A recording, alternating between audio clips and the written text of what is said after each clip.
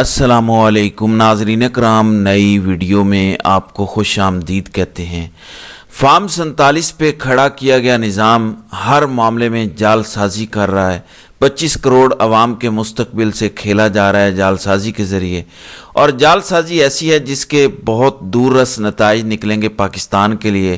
25 کروڑ عوام کے مستقبل کے لیے جو فیصلے کیے جا رہے ہیں، ان سب فیصلوں کی بنیاد جال سازی رکھی گئی ہے۔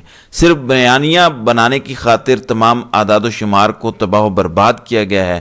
پاکستان میں سرمایہ کاری کا گراف اگر آپ دیکھیں تو خان کے بعد یہ لائن آپ کو مسلسل نیچے جاتی نظر آئے گی۔ 2008 میں جب پیپلز پارٹی کی حکومت آئی تو عالمی کساد بازاری یعنی ریسیشن آ گیا۔ اگر معیشت تب خراب ہوئی یا انہیں سنبھالنے میں مسئلہ ہوا تو سمجھ آتا ہے کہ پوری دنیا میں ریسیشن آیا۔ پھر خان کے دور میں 100 سال کی سب سے بڑی وبا آئی، کووڈ وائرس۔ خان نے اس دور میں بھی معیشت چلا کر دکھا دی۔ جبکہ نون لیگ کی حکومت 2013 سے 17 تک رہی، اس دوران کوئی عالمی وبا نہیں آئی، بلکہ امریکہ اور ایران کا معاہدہ ہوا، جس کے بعد تیل کی قیمتیں بہت نیچے آئیں۔ اب بھی ہر چیز سٹیبل ہے، کوئی زلزلہ کوئی طوفان نہیں آیا، مگر پھر بھی تباہی ہے۔ جو اقتصادی سروے انہوں نے جاری کیا ہے اس پر بی بی سی نے ان کی خوب کلاس لی ہے۔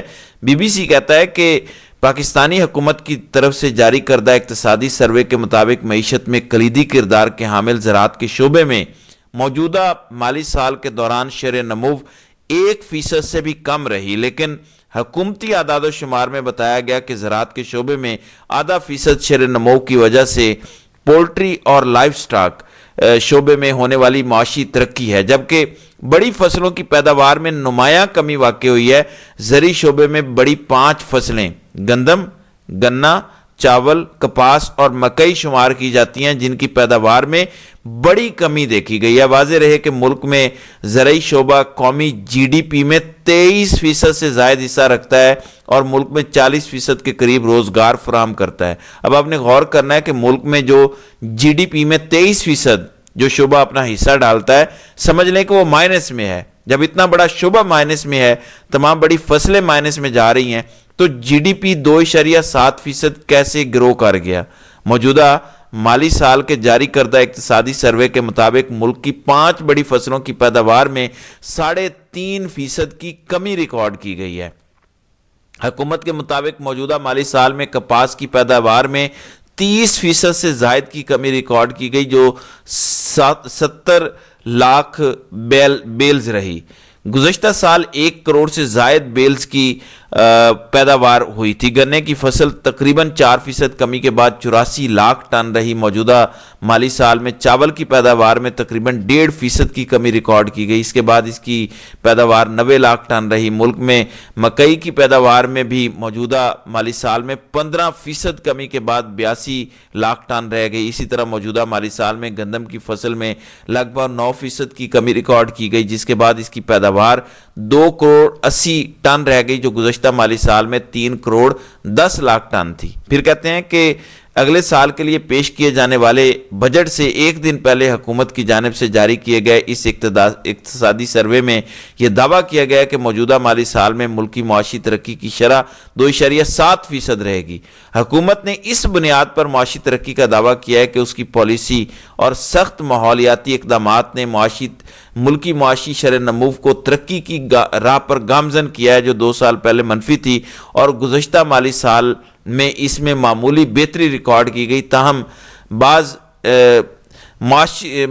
ماہرین نے اعداد و شمار پر سوالات اٹھائے ہیں۔ مشیر اور وزیر خزانہ خرم شہزاد نے بتایا کہ گزشتہ 3 سال کے عرصے میں دنیا بھر میں پیداوار میں کمی دیکھی گئی، مگر پاکستان میں پیداوار بڑی اور مہنگائی میں کمی آئی۔ انہوں نے کہا کہ زرعی پیداوار میں گراوٹ کی کئی وجوہات ہیں، جیسے پانی اور بارش میں کمی۔ اب یہ بہانے جتنے مرضی بنا لیں، واضح رہے کہ موجودہ مالی سال کی پہلے 3 سماہی میں ملکی شرح نمو اوسطاً 1.5% رہی، تاہم حکومت کی جانب سے کہا گیا کہ موجودہ سال کی آخری سماہی میں ملکی شرح نمو 4% زائد رہے گی، جس کی وجہ سے پورے سال کی مجموعی ملکی شرح نمو 2.7% رہے گی۔ اب یہ یہاں پر دیکھیں کتنا بڑا فراڈ ہے۔ پورا سال یعنی 9 مہینے جو ملک کی ایوریج شرح نمو ہے وہ 1.5% ہے، اچانک اس کو پر لگ جائیں گے اور یہ 4.5 سے 5% تک گرو کرے گی آخری 3 مہینوں میں، کیسے کرے گی؟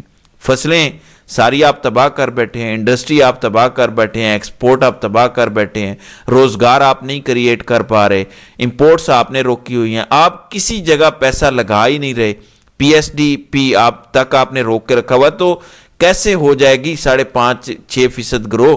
اور یہ ہے وہ چونا جو فارم 47 کا آپ کو لگایا ہوا ہے۔ پاکستان میں معیشت کے ماہرین کے مطابق حکومت کا یہ دعویٰ زمینی حقائق سے مطابقت نہیں رکھتا، اور بی بی سی بھی لکھ رہا ہے کہ پلاننگ کمیشن آف پاکستان کے سابقہ ڈپٹی چیئرمین ڈاکٹر ندیم الحق نے بی بی سی کو بتایا کہ حکومت کے جاری کردہ اعداد و شمار کی ساکھ پر ایک بہت بڑا سوالیہ نشان ہے۔ انہوں نے کہا کہ پہلی 3 سماہیوں میں گروتھ کم رہی اور حکومت نے چوتھی سماہی میں اسے کھینچ کر شرح نمو کے اعداد و شمار کو اوپر ظاہر کیا۔ انہوں نے کہا کہ اسے جادوئی کہا جا سکتا ہے کہ اچانک سے نمبرز کو اتنا زیادہ دکھایا جائے۔ تو سمجھ آ رہی ہے کہ یہ کس طرح چونا لگا رہے ہیں، اور اسی طرح کے چونے انہوں نے آپ کو الیکشن میں بھی لگائے ہیں۔ پھر ماہر معیشت ڈاکٹر اکرام الحق بھی ان اعداد و شمار کی ساکھ پر سوال اٹھاتے ہیں، کہتے ہیں کہ 3 سماہیوں میں ملکی گروتھ کم رہی اور چوتھی میں اس سے زیادہ ظاہر کیا گیا ہے۔ انہوں نے کہا کہ ابھی اس مالی سال میں کچھ دن رہتے ہیں اور شرح نمو کا نمبر بھی 11 مہینوں پر مشتمل ہے۔ انہوں نے کہا کہ جب یہ مالی سال مکمل ہو جائے گا تو امکان ہے کہ ملکی شرح نمو کا نمبر 2% یا اس سے کم ظاہر کیا جائے گا۔ اصل میں 1% سے کچھ اوپر گروتھ ہوگی۔ یہ تیسرا سال ہوگا کہ ملک یعنی پاکستان 1% سے زیادہ گرو نہیں کر سکے گا۔ جب خان کو انہوں نے نکالا تھا وہاں 5.5% اور 6% گروتھ کو چھوڑ کے 1% گروتھ والی حکومت لائی گئی تاکہ فیصلہ ساز اپنے مزے کر سکیں۔ مالی سال کے اختتام سے پہلے معاشی ترقی کے دعوے اور معاشی اشاریوں کے تخمینے کے بارے میں وزیر اعظم پاکستان کے کوارڈینیٹر رانا احسان افضل نے رابطہ کرنے پر بی بی سی کو بتایا کہ یہ کوئی نئی پریکٹس نہیں۔ اس کے مطابق کئی دہائیوں سے ایسا ہوتا ہے کہ بجٹ سے پہلے سارے سال کا معاشی ترقی کا تخمینہ دیا جاتا ہے۔ اب بھی ان کے پاس کیونکہ کوئی جواب نہیں ہے۔ اب میں ڈان کا بھی آپ کو بتا دیتا ہوں، 4 ماہرین سے یہ سوال پوچھا گیا ہے اور انہوں نے اس کا جو ہے وہ بتا دیا ہے کہ بڑے پیمانے پر جو ہے وہ صنعتی پیداوار جو ہے وہ سکڑ چکی ہے، زراعت ہماری جمود کا شکار ہے، معاشی جو مویشی پالنے کے اعداد و شمار انہوں نے دیے ہیں وہ بھی جھوٹ پر مبنی ہے، اور جو عوامی فلاح کا یہ عکاس نہیں ہے، کیونکہ لارج سکیل مینوفیکچرنگ میں جو ہے وہ بڑی شدید کمی واقع ہوئی ہے، گھریلو طلب میں کمی ہوئی ہے، درآمدات پر پابندیاں ہیں، مہنگی توانائی بنیادی مسائل ہیں۔ پاکستان کو مینوفیکچرنگ کا رخ درآمدات کی جگہ لینے والی اسمبلی ماڈل سے ہٹا کر برآمدات پر مبنی مسابقتی اور صنعتوں کی جانب موڑنا ہوگا۔ اب یہ ٹیکس کس طرح لے رہے ہیں؟ عام عوام سے، تنخواہ دار طبقے سے ٹیکس لے رہے ہیں، آپ کی بینک ٹرانزیکشنز پر بھی ٹیکس لگانے جا رہے ہیں، اپنا پیسہ نکالنے پر بھی اتنا زیادہ ٹیکس یہ کرنے جا رہے ہیں۔ تو یہ 2 میں نے آپ کو موٹی موٹی چیزیں بتائی ہیں کہ یہ کس طرح جھوٹ پر کھڑی عمارت ہے کہ گروتھ 1% ہے، اچانک اس کو 2.7% آخری 3 مہینوں میں بڑھا دیا گیا، یعنی 5% سے گرو کرے گا آخری 3 مہینوں میں ملک، کیسے کر لے گا؟ آپ کو میں بتاتا ہوں کہ چیزیں سستی کب ہوتی ہیں۔ ظاہر ہے جب طلب ختم ہوتی ہے، طلب کب ختم ہوتی ہے؟ 2 صورتوں میں۔ فار ایگزامپل مرغی کی طلب ختم ہوتی ہے اگر اچانک بہت زیادہ گوشت لوگوں کے گھروں میں آ جائے، جیسے بڑی عید پر طلب کم ہو جاتی ہے، یا مرغی کی طلب کم ہوتی ہے کہ برڈ فلو وغیرہ آ جائے اور لوگ کھانا چھوڑ دیں، طلب کم ہو جاتی ہے تو قیمتیں گر جاتی ہیں۔ پاکستان میں جو مہنگائی بڑھنے کی شرح کم ہوئی ہے اس کی صرف ایک وجہ ہے، لوگوں کی قوت خرید ختم ہو چکی ہے، لوگ اب مزید پیسہ خرچ نہیں کر سکتے ان چیزوں کی خریداری پر، اور یہ وجہ ہے جس کی وجہ سے چیزوں کی قیمتوں کے بڑھنے کی رفتار تھوڑی سی کم ہو گئی ہے، اس کے علاوہ کوئی وجہ نہیں ہے۔ یہ میں نے آپ کو اس لیے سارا تفصیل سے بتایا کہ یہ جھوٹ پر کھڑا ایک نظام ہے اور یہ آپ کو دھوکہ دے رہا ہے۔ اب اسی نظام کو لے کر اور اسی نظام کی گارنٹی لینے کے لیے بادشاہ سلامت جو ہیں وہ امریکہ جا رہے ہیں تاحیات حکمران رہنے کے لیے۔ آپ نے ایک چیز پر غور کرنا ہے کہ کیوں ہم احتجاج کی بات کر رہے ہیں۔ یہ شخص امریکہ جا رہا ہے، وہاں جا کر یہ پاکستان کے تمام اہم ترین منرلز، معدنیات ان کا سودا کریں گے، گارنٹیاں دیں گے، وہاں پہ بدلے میں صرف مانگیں گے کہ مجھے حکومت میں رہنے دیا جائے، جو میرے 5-10 سال ہیں مجھے یہاں حکومت کرنے دی جائے پاکستان میں۔ اور یہ بھی کہہ سکتے ہیں کہ جس طرح آپ مصر کے سی سی کو سپورٹ کر رہے ہیں اسی طرح آپ مجھے بھی سپورٹ کریں، میں آپ کا چمچہ اور ٹاؤٹ بن کر رہوں گا۔ جیسے ابھی تک رہا ہوں اور آئندہ بھی رہوں گا، اور آپ جو کہیں گے وہ حکم بجا لایا جائے گا۔ تو یہ دورہ بہت عام ہے، پاکستان کا مستقبل طے کرے گا۔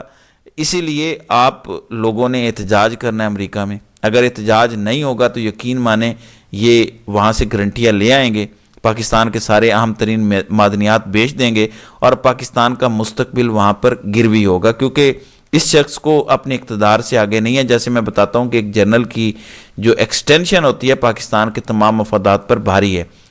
اسی سلسلے میں کہ خان روک نہ سکے امریکہ میں احتجاج جو روکنے کی کوشش ہو رہی ہے، اور پاکستان میں جو عمران خان نے احتجاج کا کہا ہے، تو خان سے تمام ملاقاتیں بند کی گئی ہیں۔ ملاقات کی کسی کو اجازت نہیں ہے، اور اگر خان سے ملاقات نہیں ہوگی تو مزاحمت کے فیصلے، کیونکہ خان نے کہا ہے کہ میں سارے خود کروں گا، تو مزاحمت نہیں ہوگی، لیکن پھونکوں سے یہ چراغ بجھایا نہ جائے گا، مزاحمت ہوگی، اور آپ دیکھ لیجئے گا یہ لوگ اس میں کامیاب نہیں ہوں گے۔ تو ناظرین کرام، آپ کی اس ویڈیو کے حوالے سے کیا رائے ہے؟ آپ اپنی رائے کا اظہار کامنٹ سیکشن میں ضرور کیجئے گا۔